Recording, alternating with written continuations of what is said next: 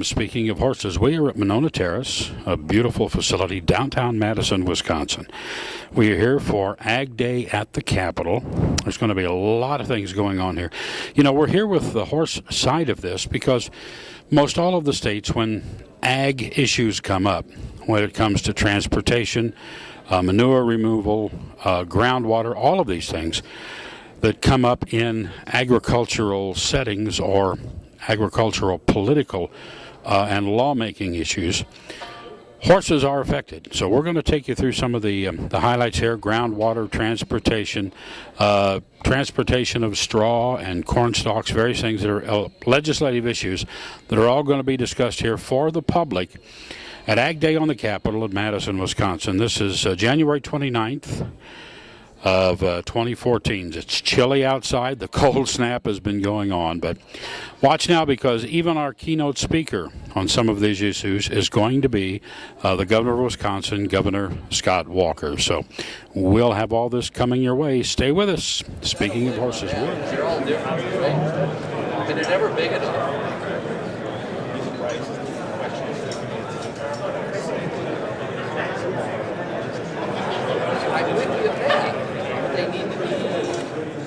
Throughout this state and country, creating pro-growth agricultural policies, or just simply giving farmers a shout-out during the State of the State speech. We can be proud of the work that he's doing on our behalf. I now have the distinct privilege to introduce to you the gentleman who gave that speech last Wednesday night, our featured speaker for today.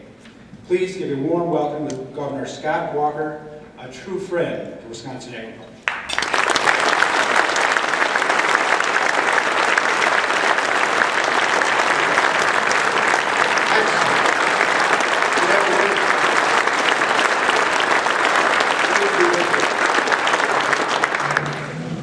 It's an honor to be back, and you didn't steal all my thunder, so that's all right. But it was nice to hear folks paying attention to our State of the State. But as I mentioned on the way in, it's the truth. If you look at this recovery, you know, we've had some great news in the past couple of weeks. Almost $1 billion surplus, and I'm going to touch on that in a minute as to what I think should happen with that. But we've had a huge improvement in the economy over the last couple of years. It's driven by a number of things. More people are working, more employers are hiring, personal income is actually up. I think that's one of the untold stories. Personal income last year was up 4.4%. That means not only are more people working, they're working and getting paid more than they had in the past, which is great news. In fact, second to third quarter last year was the fourth fastest growing state in the country in terms of personal income. But more people working, and then the day after, we had an explanation point on that. The monthly job report came out and showed that through December, the unemployment rate had dropped down to 6.2%. Put that in perspective, 4 years ago at this point, January 2010, it was 9.2%. So the unemployment rate is 3 points lower than it was 4 years ago. And if you ask an economist, and I suppose you could ask different economists, they might tell you different things, but the ones we've asked at least point out that it's not the same as some of the issues raised about the unemployment rate nationally, that the unemployment rate continues to go down, not only because unemployment is down, but employment is up and the workforce is up. One of the problems, one of the challenges nationally is the unemployment rate is down the last few months, but some economists have questioned if that's because some people are choosing not to continue to look at the workforce versus being hired and the workforce growing. In our state, it's not only unemployment's down, employment is up and the workforce is up. All those are really great things. I want to touch in a minute a little bit more detail, but I want to begin by one thing, and I'm going to begin with it because in some parts of our state it's near a crisis, and more so, not just in parts of the state, but it affects you in this regard, and that's propane. This is an issue that started last fall. It didn't happen for one reason. Sometimes you'll hear people in the media say, well, it was in part because we had a wet fall, a late fall when it came to harvesting of corn, and yeah, that was a part of it. We had, because it was wet and late, we obviously saw a lot more propane used to dry out corn before it was put in the silage. That was a part of it, and we started acting already in October. I issued my first executive order back then to extend the amount of hours that propane tank drivers can operate on. because we had to make sure they could get there. Now, we've continued to monitor that all throughout the last several months. Earlier, beginning of the year, I did an executive order to not only to build off of that and to extend weight limits. We've done some of this working with the agriculture community when it comes to at the end of the season weight limits, and I know you're talking some more about legislation, in particular to make sure that we don't have limits in terms of weight restrictions on our county trunk roads that prohibit your ability to go out and do what you need to be successful in not only your farms but in agribusiness across the state. But in this case, it's specific to propane. We lifted that. We're working with our towns and our counties to make sure they do the same. I met yesterday with all the tribal governments to make sure there aren't any problems there. So it's not only county and town governments, it's our tribal governments as well. But as some of you might know, even firsthand, we're getting dangerously low when it comes to propane. It's not only the wet fall, it's a combination of that, and I don't need to tell you the day like today, but the extreme cold, continuous extreme cold, it's not only propane, but natural gas and other areas that drive the usage up. It's also, oddly enough, a pipeline that was down to carry propane that was down from the end of November through mid-December. It's a little crazy if you ask me why that wasn't done sooner, but that's a whole other matter. And then because in the past propane had actually been in abundance, you've seen the industry the last few years start doing more in terms of exporting, which may have sounded nice then, but in light of all these other challenges, isn't obviously a big, an important thing for us right now to get more of that back. And so for any number of reasons, we're monitoring this closely. We have really near dangerous levels in about 6 or 7 counties across the state, but it's all over the place. And so one of the things, not only in your farm, but in your homes, if not for you, at least for your neighbors, one of the things I'd ask you today specifically to look out for neighbors, particularly a lot of our elders who may not be paying as close attention because in the past, the distributor came by and probably didn't have to check on it for a long time, or they're not coming by as frequently because there's not enough propane at all in the state or the Midwest. And so if it gets at 30% or below, it's extremely dangerous to freeze off, and it's a problem. Obviously, we don't want anyone to be in a position where they've got to move out of their home, or worse yet, have something awful happen. And so we need people to reach out and help us in that regard. We're also looking for ways. I just met again on Monday with representatives of the propane industry to talk about other ways that we can work on this. Unlike natural gas and other areas where typically that's driven by utilities, which are big, as many of you probably well know as well. Most of our propane distributors are mom and pop, small businesses. And so there are some challenges. The association's been good to work with. That's why I met with their representatives on Monday. One of the things I would encourage, I said this to Steve Freeze, my good friend and former colleague, congratulations in public as well as I've said privately before in terms of your leadership role here.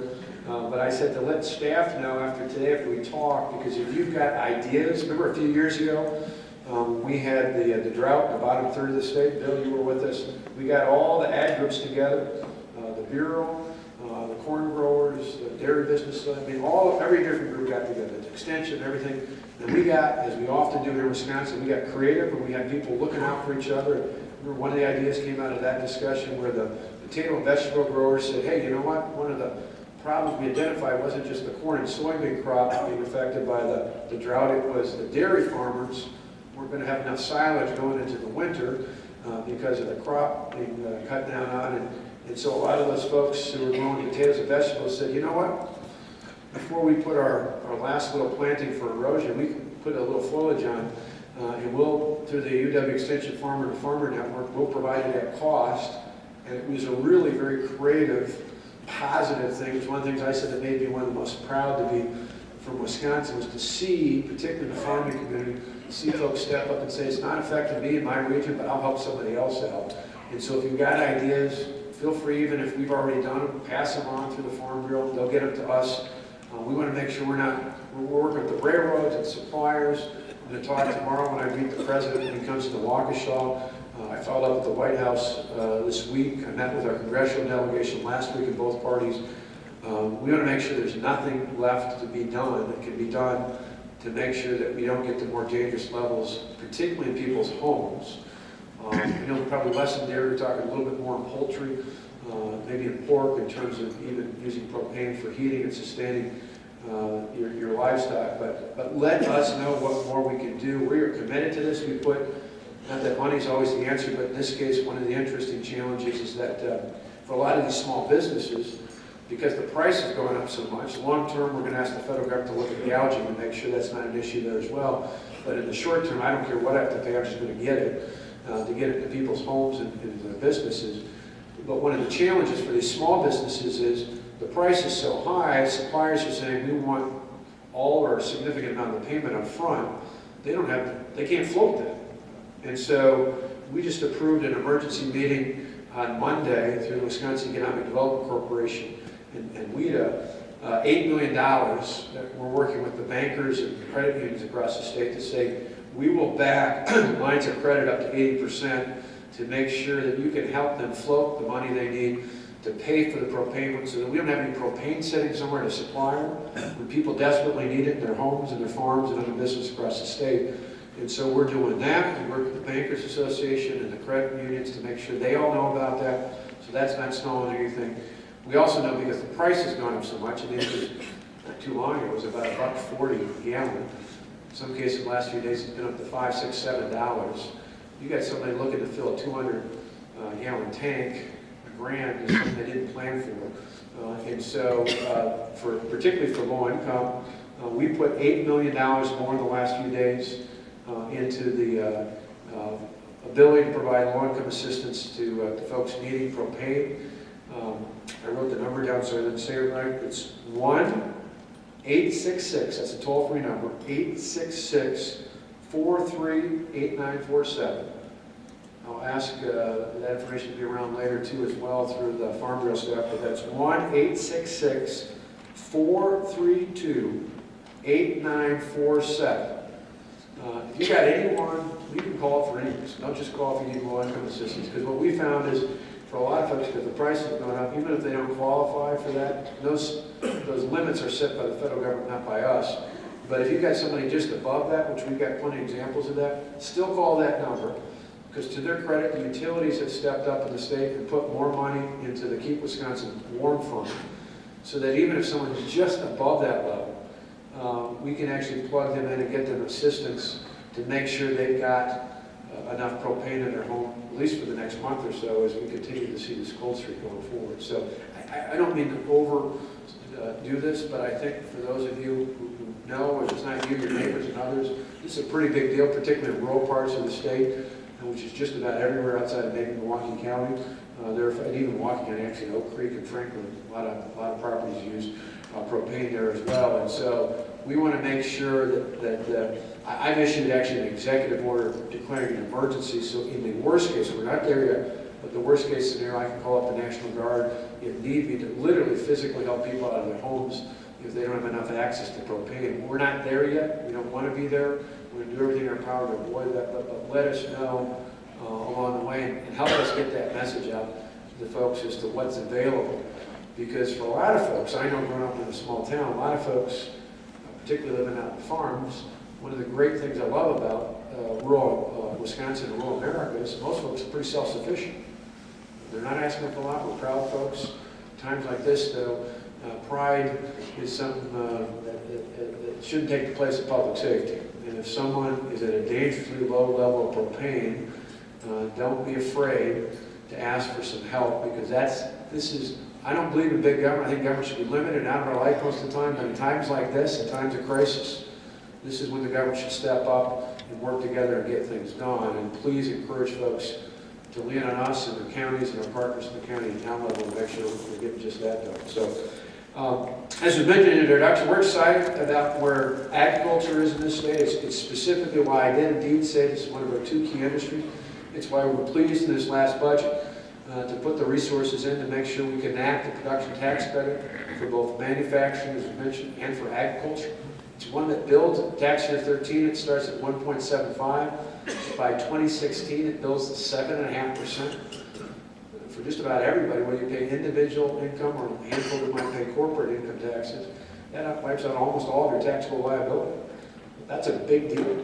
That's a really big deal. And for that, as I mentioned with one of the companies, one of the many examples I laid out there, that's a big deal. We understand that probably one of the best ways in agribusiness and agriculture and manufacturing to put more people to work isn't to wave a magic wand and tell you to do it. It's to give you more of your money back to reinvest into your operations, into your farms, into your businesses, into the things that make innovation, that invest in capital, and invest in technology, and invest in sort of things that make it easier for you not only to make more of a profit, take on more sales, but in many cases to hire more people. We want to help you keep doing that. And so that's why we did it for those two key industries. When I think about the state flag, there's a reason why the symbols of agriculture and manufacturing are on that flag. It's not only a proud part of our state's tradition and heritage, it's more importantly a proud part of our state's future. It's where we're headed. But we also know that's why for us to be competitive, we've got to put more of that money back into innovation. Because the reason why, when you talk about China, when I was over in China in April, we were talking about whether it was a $150 to $200 million 10-year deal for Wisconsin ginseng, whether it was going to Shanghai Dairy Group and talking about DDGs and how much they could draw from us there or anywhere else out there. The reason they look, even in places like Heilongjiang, which is an agricultural-based province in the far northeast part of China, abutting Siberia, where their conditions are very similar to us, the reason they look to us is because we're much more productive when it comes to farming than just about any place in the world. Our farmers are much more efficient. And so we want to make sure we continue to give you the tools and the technology to reinvest in new innovations, new upgrades, things along the way. You think about, the next wave of innovation could be much like it was a couple generations ago when my mother grew up on a farm between Belvedere and Rockford, just over the state line. My kids can't believe it until they got older, but she grew up, probably like some of you here did, on a farm where they didn't have indoor plumbing until she went into high school. My kids can barely believe it, but I think not too long before she grew up on that farm, electricity was the big thing that made us truly efficient and effective and innovative. Well, there's all sorts of new things in the horizon like that, but we want to make sure you have more of those resources to invest into your farms, to invest in your operations, to invest in those agriculture-related things that are going to make us continue to be, not only here in Wisconsin, but in America, the leader when it comes not just to agriculture, but feeding and supplying the world. We can do that, and that's something that's great because exports is a tremendous opportunity for us. 6% increase, 34% in dairy alone. When you think about all the opportunities and all the different options. The other night, my wife sometimes says I sound a little bit like Cliff Clavin. Remember that guy in Cheers, the post office? I can tell who's old and who's not. The young kids don't have any clue what I'm talking about. For those of you under 30, that Cliff Clavin's the voice of the piggy bank in Toy Story, the movie. Some of you maybe know it from TV Land or something like that, but Cliff Clavin always tells this interesting trivia out there, so my wife always kids me about that. But I love talking about the great things in Wisconsin. I love not only saying we're America's dairyland, but we do milk and dairy better than anybody else. We're the #1 producer of cheese. We provide a quarter of all the cheese in America. Nearly half of all the specialty cheese comes from Wisconsin, and all the other benefits of that. But I love talking about how we're at or near the top when it comes to corn and soybeans, when it comes to cherries. We're the #1 producers of cranberries. We produce 95% of all the ginseng that's imported into China come from one state and one state alone, that's Wisconsin. We have a proud tradition across the board. We produce almost as many potatoes and vegetables as places like Idaho and Montana. We are good across the board because we've got people.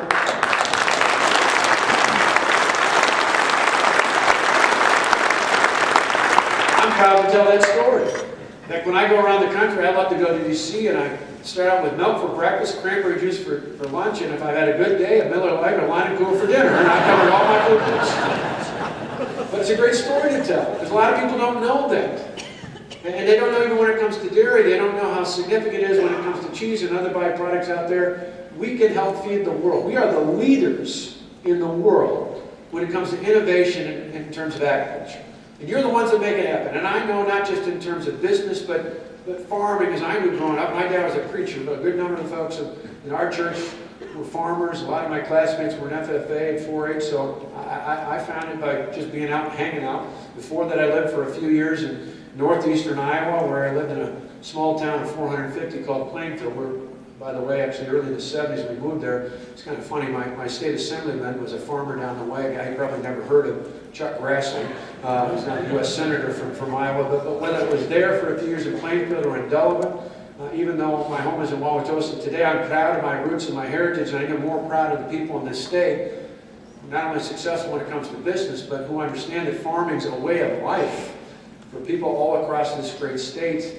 But one of the great things is to encourage more young people, for future generations, for more, not only to pass it on from one generation to the next, but to encourage others who maybe didn't grow up in a farming household to enter this exciting and dynamic area. We need to show them that there are great careers, there are great opportunities here. And we're excited in new innovations and new investments. One of the amazing things up here at the University of Wisconsin-Madison, as well as other places like Platteville and Stout and others across the state, we're leveraging the investments we make, and Madison alone has $1 billion in academic research and development. It's one of our shining accomplishments around the world, and a good chunk of that is tied to agriculture and veterinary sciences. People come here with animal husbandry, they want to know about this all around the world. We should be proud to proclaim that, not just as a part of our heritage, but more excitingly as a part of our proud future. And so I'm proud to be your number one, hopefully your number one cheerleader when it comes to agriculture and its impact not only on the state's economy, on the Midwest, on this country, and on the world, because we are the leaders. We want to continue down that pace. That's why in the past, we've looked at our agenda. A lot of you have helped us out along the way. We tried to rein in frivolous and out-of-control lawsuits because we don't want to put a barrier up to farming in the state of Wisconsin.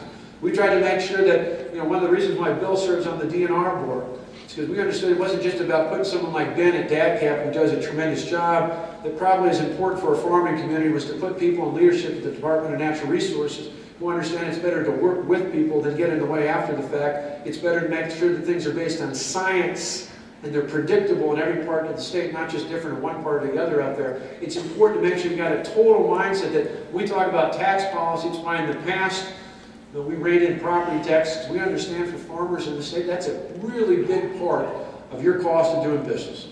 And I'm proud to say that's why we put even $100 million in last fall. And in this proposal I listed the other day, our blueprint for prosperity, we put $400 million more into property tax relief here in the state of Wisconsin, because we want to put more money back into your hands so you can reinvest as consumers and as operators of farming operations in the state. We understand you're better at spending your money than we are here in Madison. We want that.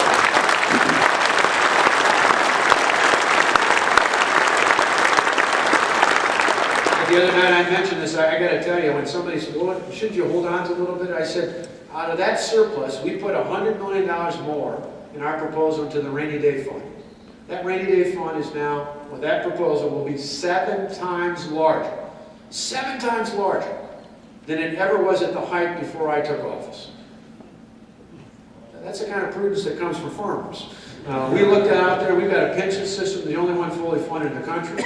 We've got a per capita debt, or per capita pension and debt ratio that's one of the best, one of the lowest in the country. We continue to see strong economic investments out there. We're prudently looking ahead to the future. We paid off our bills from the past. We pulled back in the money that was rated from the patient compensation, paid that bill off. We paid the bill we owed to Minnesota. We paid back the money that was rated from the transportation fund, not just because it was a past due bill, but because we understand, as I mentioned the other night, not just in manufacturing and retail, but in agriculture, particularly in the dairy industry, we've got to have a strong transportation infrastructure system all around the system to get product to and from market, and it cannot be delayed. Those are all critically important to the future of the state. We also understand then on top of that, that the rest of that money, I believe, should go back to you, either through property tax relief, income tax relief, or changing withholding, so more of that money can go right back into your paychecks. We said a typical working family in this state will see an increase of $57.90 more per month in their paycheck on our proposal. That means more than $520 more in their hands by the end of the year. Those are the things that truly make a difference, particularly, talk about propane and some of the other challenges out there. Those will particularly help offset some of those other costs and expenses out there on the horizon. We want to do that because we believe, somebody said, well, why don't you keep more of that money here in Madison?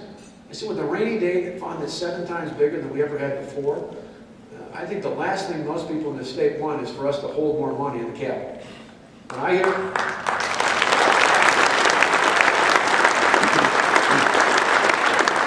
When I hear all the time that people say, they certainly don't say to me, hey, you know what, my taxes are too low.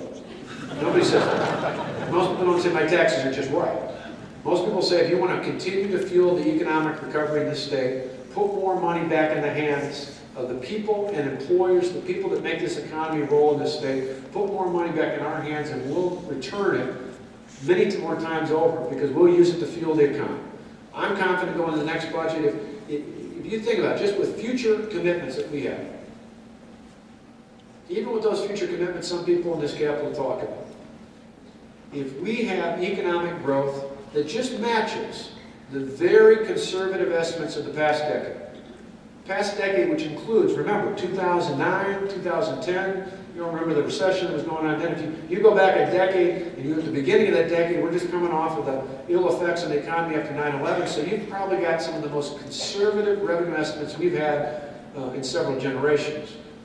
Even under those conservative amounts, the amount of average annual increase in revenue in the state is 3.4%. That gets you $1.5 billion. Our future commitments are only about $807 million.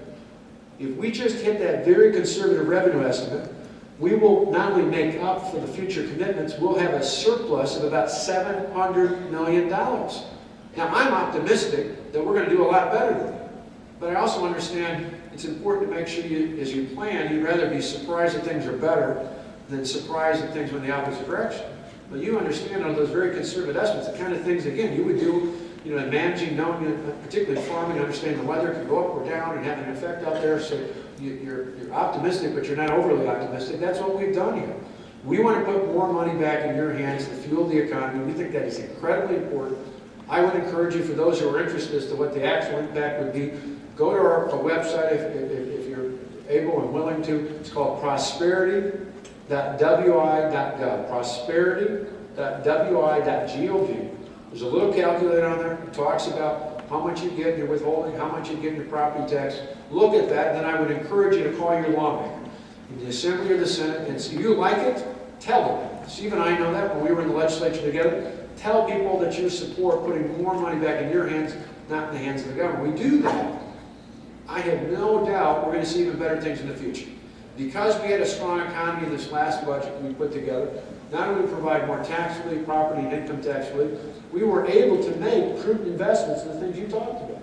To put more money into the Dairy Research Center at Babcock Hall, and a great partnership with our partners in the private sector, in the dairy and the cheese-making industry. We were able to put more money into things at the UW campus like the meat muscle or the meat science and muscle biology laboratory that really needs to be updated out there. And we did it again in partnership with folks in the meat industry. We were able to do it in partnership with Dane County, with the Expo Center out here to upgrade the World Dairy Expo, because we have one of the greatest locations in the world to show off the benefits of dairy, not just here, but around the country and around the world. We were able to do that because we had a strong economy because of the reforms we put in. We can do that even We just heard the governor, the Honorable Scott Walker, speaking here at the Ag Day at the Capitol.